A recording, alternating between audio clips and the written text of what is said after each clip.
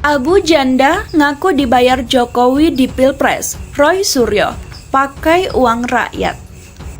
Sejak kita lihat, kita simpati ke Pak Jokowi, kita mulailah rajin membela beliau di media sosial gitu. Nah, ketika dekat-dekat mau Pilpres kemarin 2019, 2018 kita di-approach sama tim ses lah gitu. Kita direkrut. Itulah, jadilah kita waktu itu memang salah satu influencer Pak Jokowi di Pilpres 2019. Itulah yang mungkin kemarin sempat viral buzzer-buzzer itu. Memang benar kita pernah jadi tim sesnya Pak Jokowi waktu itu sebagai influencer kampanyenya. Cuman itu hanya pada saat Pilpres. Itu yang sekarang dipelintir kemana-mana. Ada dua soal ya. Pertama, sumber uang untuk membayar itu dari mana? This is the question. Apakah uang pribadi ataukah uang kampanye ataukah uang negara? Itu penting. Dan ini ya tentu yang membayar saja yang tahu ya. Bahkan si ini pun tidak tahu persis juga Roy Suryo tentunya. Ini jadi menarik. Kenapa? Begini sobat era sekalian ya. Kalau itu menggunakan uang negara, maka jelas itu abuse of power. Bahkan kalau dalam perspektif pemilu sudah jelas itu merupakan pelanggaran pemilu Pilpres. Ya, tapi gradasinya saya tidak mau sebutkan, tapi yang jelas karena bagian dari menggunakan uang negara dalam pemilu. Karena dia mengaku menjadi influencer dalam prosesi berpilpres. Digaji. Itu tapi ini harus diluruskan ya. Ini yang dipelintir kemana-mana. Ini dianggap bahwa ini terus berlangsung. Enggak, selesai Pilpres dibubarin kita tim kita ada. Udah nggak ada lagi sekarang. Jadi itu nggak benar kalau misalnya dibilang kita ini sampai sekarang masih jadi buzzernya Jokowi, itu nggak benar. Itu iya lagi zaman Pilpres, iya kita waktu itu sempat jadi influencer Pak Jokowi, tapi pasca Pilpres itu udah dibubarin timnya. Pokoknya kita direkrut tuh setahun sebelum Pilpres, itu udah direkrut, udah mulai digaji. Jadi aku ya lumayan, alhamdulillah dapatnya lumayan. Itu aku yang benar-benar ya jackpot lah istilahnya, itu jebolnya tuh di situ. Sebelum itu ya bisa makan syukur gitu loh. Plus gara-gara aku tim sesnya Pak Jokowi, aku dapat peluang untuk ada bisnis itu. Jadi ya alhamdulillah lah rezekinya lumayan. Itu kalau uang negara. Jadi kalau kita misalnya pakai standar tinggi, high standard gitu ya, terhadap penyalahgunaan keuangan negara, maka kasus ini harusnya kasus yang menghebohkan. Kasus yang bisa diinvestigasi oleh DPR. Ya, bikin pansus misalnya. Nah, tapi terserah DPR, karena DPR kan sekarang ini lebih banyak yang pro pada penguasa, dan kebetulan penguasa yang kemarin yang dikampanyekan Abu Janda yang berkuasa hari ini. Tapi by law dari sisi perspektif hukum tata negara, kalau kita menggunakan standar tinggi harusnya diinvestigasi.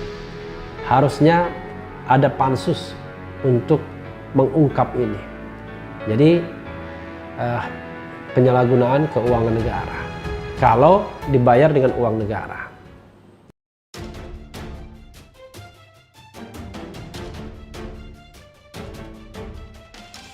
Permadi Arya atau Abu Janda akhir-akhir ini menjadi sorotan sejumlah kalangan. Aksi figur pegiat media sosial Abu Janda ini pun ditanggapi KRMT Roy Suryo. Pakar telematika dan informatika itu menyimpulkan bahwa kelakuan Abu Janda yang kerap menuai polemik dibayar pakai duit rakyat. Seperti yang diketahui, beberapa waktu lalu beredar luas sebuah video di media sosial yang secara terang-terangan Abu Janda mengatakan bahwa dia direkrut oleh Jokowi untuk menjadi tim pemenang kampanye Jokowi Ma'ruf tahun 2018 silam. Dalam kesempatan itu, dia juga menuturkan bahwa upah alias gaji yang diberikan cukup besar. Roy Suryo pun menyimpulkan setidaknya ada dua fakta yang bisa dipetik. Pertama, Kata Roy Suryo, jabatan komisaris BUMN itu adalah ajang untuk membagikan jabatan kepada para tim kampanye nasional atau TKN, Jokowi, Ma'ruf. Kemudian yang kedua, ternyata influencer seperti Abu Janda dan Denny Siregar dibayar pakai duit rakyat. Menurutnya transaksi semacam ini sangat mengecewakan banyak pihak, lantaran kelakuan influencer, bayaran itu saja ugal-ugalan dan berpotensi memecah belah masyarakat. Dari pengakuan si Abu Janda, @permadi aktivis 1 ini setidaknya ada 2 fakta. Yang pertama, komisaris-komisaris BUMN adalah bagi-bagi jabatan untuk yang berjuang di TKN. Kemudian kedua, influencer peliharaan seperti dia, Abu Janda dan Densi, dibayar atau pakai uang rakyat. Luar biasa, parah. Ugal-ugalan ini kelakuannya. Makin ambyar, kata Roy Suryo di Twitter pribadinya dikutip dari hops.id, jaringansuara.com, Rabu 3 Februari 2021. Sebelumnya Permadi Arya alias Abu Janda dikenal sebagai sosok yang acap membela Presiden Jokowi habis-habisan. Bahkan dia tak segan menyerang balik pihak-pihak yang mencibir kepala negara tersebut. Meskipun begitu, Abu Janda menolak disebut booster Jokowi meski ia bergabung di tim pemenang Jokowi Ma'ruf pada Pilpres 2 tahun lalu. Ia mengaku kala itu posisinya sebagai influencer atau orang yang memberikan pengaruh kepada masyarakat. Disitat dari video berjudul Abu Janda Soal Rasis dan Islam Arogan di program Blak-Blakan, Abu Janda mengungkapkan sebelum aktif bermedia sosial dan masuk tim kampanye Jokowi, dia merupakan karyawan perusahaan Jepang. Kalau orang bisnis itu istilahnya jebol itu ya pas direkrut sama Pak Jokowi tahun 2018. Kita direkrut setahun sebelum Pilpres, jadi aku lumayan lah, alhamdulillah dapat gaji lumayan. Itu jackpot lah. Sebelumnya sih makan aja udah syukur, ujarnya dikutip Selasa 2 Februari 2021. Plus gara-gara jadi tim ses Jokowi, aku ada peluang untuk itu. Pergi ke luar negeri untuk menjadi pembicara. Alhamdulillah rezekinya lumayan, sambungnya. Pada kesempatan itu, Abu Janda juga berbicara mengenai peluangnya menduduki kursi komisaris BUMN, sebab banyak pendukung Jokowi yang belakangan ramai mengisi jabatan tersebut. Pegiat media sosial itu mengatakan tak pernah ditawari kursi komisaris lantaran dia sudah dibayar besar sebagai influencer. Kenapa ada yang dapat jabatan komisaris dan enggak? Karena orang-orang yang dapat jabatan komisaris ini adalah orang-orang yang memang berjuang di TKN waktu itu. Kalau aku dan Denny Siregar adalah influencer yang dibayar, urainya.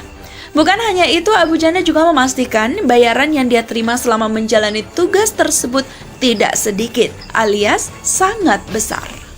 Pegiat media sosial Permadi Arya alias Abu Janda belakangan menjadi sosok yang ramai disorot publik karena dituding menyebut Islam agama arogan dan menghina Natalius Pigai. Seiring dengan panasnya polemik tersebut, pegiat media sosial ini dalam sebuah mengungkapkan awal mula adanya nama Abu Janda. Usut punya usut, ternyata nama Abu Janda muncul pada 2015 saat dia membuat sebuah video parodi soal munculnya kelompok teror ISIS. Tak disangka, videonya kala itu membuatnya langsung viral. Abu Janda mengungkit salah satu panglima ISIS dari Indonesia yang menjadi titik mula asal-usul namanya dibuat. Kata dia, pentolan ISIS tersebut bernama Salim Mubarok At-Tamimi alias Abu Janda Al-Yemeni Al-Indonesi. Dia merupakan panglima ISIS yang sempat membuat heboh lantaran membuat video ancaman. Dalam tradisi ISIS, kalau gabung ke mereka kan namanya menjadi Abu, seperti Abu Janda ini. Ketika itu dia bikin video viral yang ancam bawa pasukan ISIS ke Indonesia. Mau bunuh Polri, TNI, bahkan Muldoko yang saat itu menjadi Panglima TNI, ungkap Abu Janda seperti dikutip hops.id, jaringansuara.com dari sebuah wawancara pada Selasa 2 Januari 2021. Abu Janda menjelaskan dia berinisiatif membuat parodi seiring banyaknya orang yang ketakutan dengan ISIS. Pegiat media sosial itu lalu menggunakan baju yang sama berikut atributnya. Akan tetapi, dia memainkan parodi dengan memplesetkan kata-kata. Misalnya saat Abu Janda pentolan ISIS mengancam TNI, pria bernama Permadi Arya itu menggantinya dengan KPG. menggantinya dengan KPI. Ternyata video parodi miliknya diklaim lebih viral daripada ancaman Abu Janda. Sejak saat itu, Abu Janda semakin merasa hal yang bisa dijual kepada publik mengenai dirinya. Kata Abu Janda, salah satu hal yang bisa ditonjolkan darinya adalah cara untuk menangkal radikalisme di Indonesia dengan cara yang unik, mengaitkannya dengan humor dan komedi. Istilah orang Jawa itu ngece. Saat itu BBC bahkan sempat menulis tentang aku dengan judul melawan radikalisme dengan humor. Nah, itu asal-usul Abu Janda. Sampai sekarang, aku ambil nama Abu Jandal. Namun L-nya aku hilangin, terang Abu Janda. Lebih lanjut, Abu Janda mengomentari julukan yang kata dia sempat dilontarkan oleh penceramah Felix Xiao. Dia tegaskan menolak anggapan sebagaimana dilempar yang menyebut Abu Janda merupakan bapak dari para janda. Sejak dari sana, Abu Janda mengaku jika konten merupakan bagian hidupnya sehari-hari, bahkan dia meraup untung dari sana.